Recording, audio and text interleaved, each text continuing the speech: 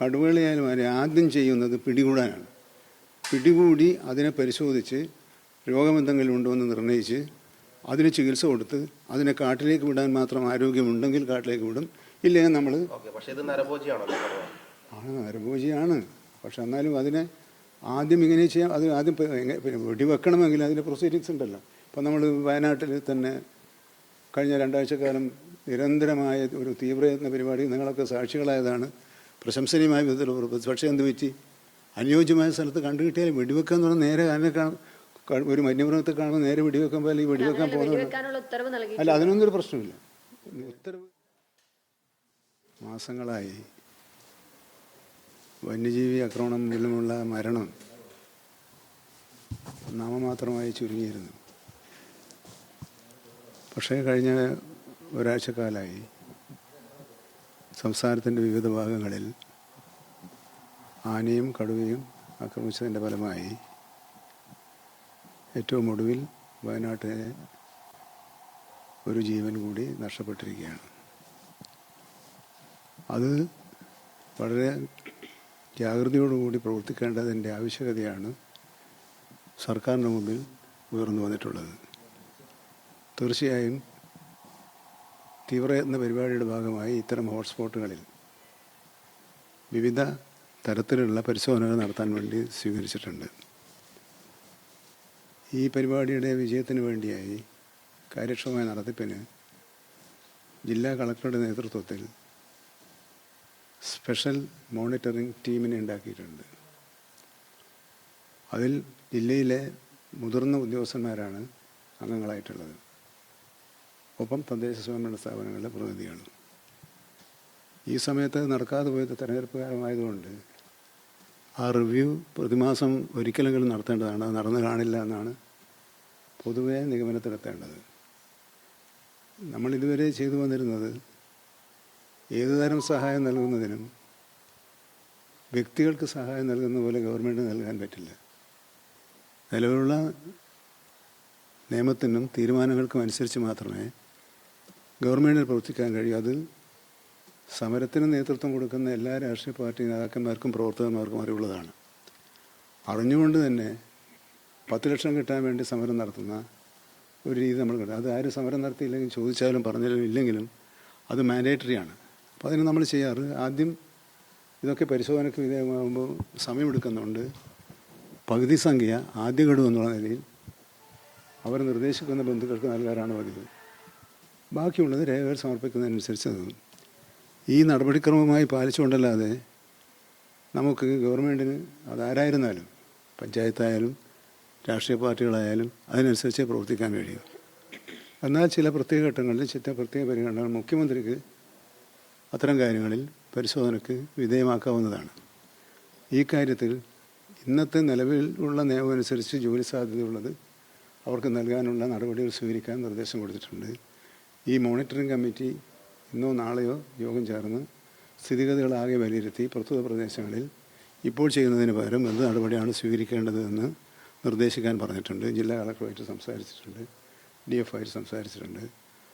സർക്കാരിനെ സംബന്ധിച്ചിടത്തോളം ചെയ്യാൻ കഴിയുന്ന പരിധിക്കുള്ളിൽ നിന്നുകൊണ്ട് എല്ലാ സഹായവും അടിയന്തരമായി ആ കുടുംബത്തിന് നൽകാൻ കഴിയും. താൽക്കാലിക ജോലി നൽകുന്നതിനുള്ള സാഹചര്യങ്ങളെക്കുറിച്ച് പരിശോധിച്ച് റിപ്പോർട്ട് ചെയ്യാൻ വേണ്ടി DFOയോട് ആവശ്യപ്പെട്ടിട്ടുണ്ട്.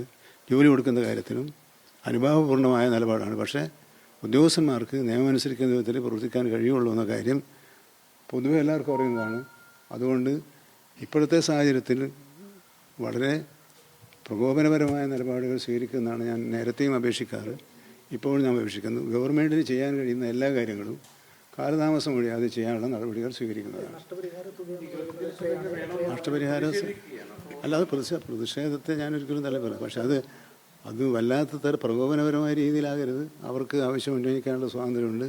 എന്നാൽ ഗവൺമെൻറ്റിൻ്റേതായ പരിമിതികളുണ്ട്. ഇതിനിടയിൽ നിന്നുകൊണ്ട് എങ്ങനെയാണ് ഇത്തരത്തിൽ ദുരന്തം അനുഭവിക്കുന്ന കുടുംബങ്ങളെ സഹായിക്കാൻ കഴിയുക എന്നൊരു നിലപാടാണ് നമുക്കുള്ളത്.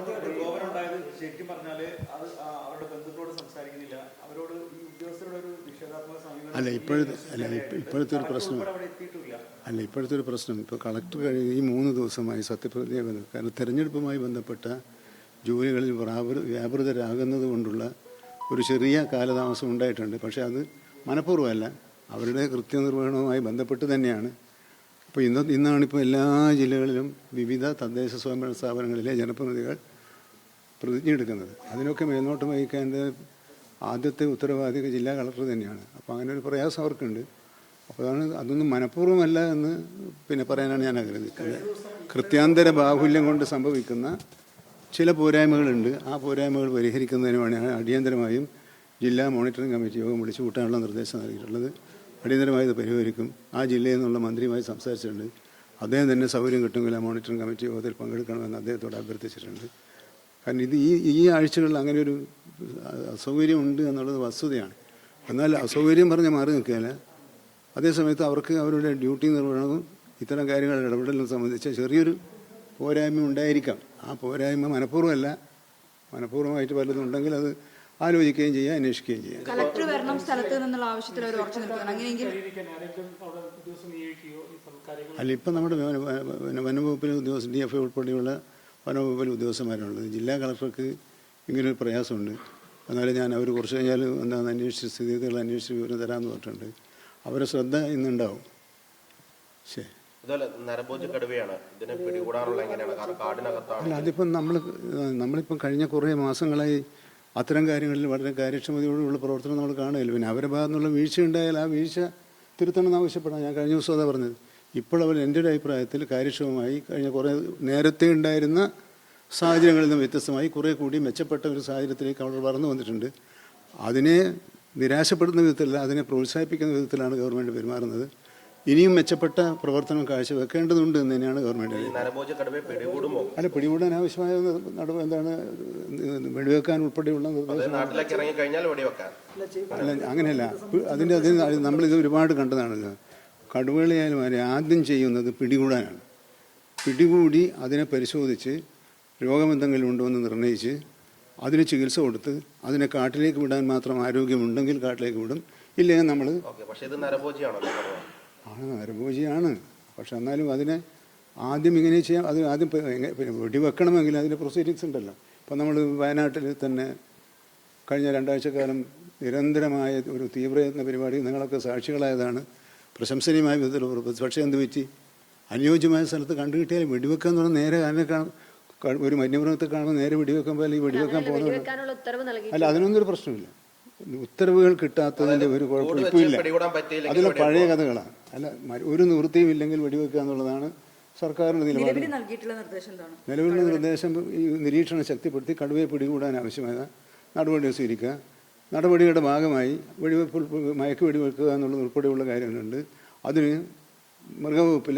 മൃഗസംരക്ഷണ വകുപ്പിലെ ഡോക്ടർമാരുടെ സാന്നിധ്യം ഉറപ്പുവരുത്തിയിട്ടുണ്ട്. ഇതെല്ലാം നടപടി ഉറപ്പുവരുത്തും. പക്ഷേ ജില്ലാ കളക്ടർക്ക് നേരിട്ട് മോണിറ്റർ ചെയ്യാൻ കഴിയാത്ത ഒരു സാഹചര്യം, ഈ ഒരു സാഹചര്യമാണ്. ഇന്നത്തോടു കൂടി ആ ചുമതലയിൽ നിന്നും അവർ ഒഴിവാകും. അപ്പോൾ കുറച്ചും കൂടി കാര്യക്ഷമത വർദ്ധിപ്പിക്കാൻ കഴിയും. അങ്ങനെയാണ് അവർ പറഞ്ഞിട്ടുള്ളത്.